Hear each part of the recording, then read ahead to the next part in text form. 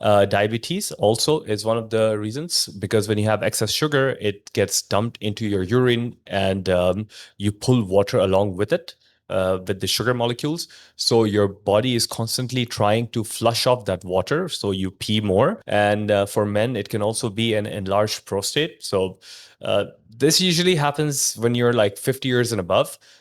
Your prostate then squeezes the urethra, and then it makes emptying the bladder more harder. So you often go to pee quite a lot. But it could also be if you've had some sort of a stroke or a spinal injury or a neurological condition like fibromyalgia or Parkinson's, your bladder's signal system kind of gets like scrambled. So according to the Cleveland Clinic, the nervous system actually misfires, and that creates the urgency to go, or in the extreme, incontinence. Even when you are having some sort of like an anxiety or depression, that can offset or short circuit your bladder's control networks in the brain. And in fact, there's a study in the Frontiers of Public Health in 2021, and they said that anxiety and depression can actually increase the number of visits you go to the toilet to pee quite a lot. And the same study found out that this was done in China, and over like 4,500 adults between the age of 65 to 100 found that they suffered for this frequent urination for years before they even like thought of asking someone about it. So I was like a bit alarmed, and I know a lot of people might not talk about this, but it's essential that we talk about it so we can look at something that is preventable, especially in the short term. So two interesting correlations were constipation. So once the colon and the bladder, they share some nerves together and the nerves pathways.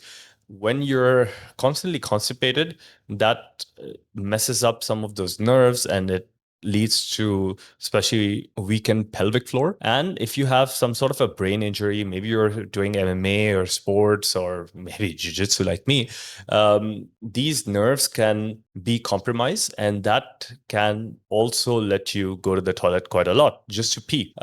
There are also certain medications like diuretics. A lot of people take these water pills.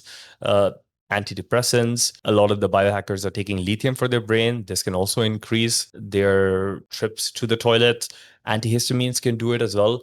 And all of these things, they either mess up with your nervous system or they increase the bladder activation. So there's more urine production.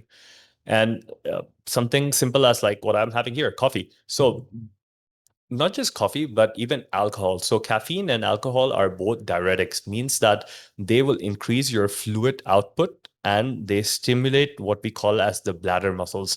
So if you drink a lot of coffee like me, then chances are you will go to the toilet quite often. Now, here's where it gets interesting, and here's what you guys have to look out for. If you are peeing more than 8 times a day, and you wake up a minimum of like 2 times at night, then chances are that you might fall under one of these categories. So I would encourage you, start noting down the amount of times you go to pee. Try to do it for like 4 to 5 days. How much, how many times do you go? When do you go?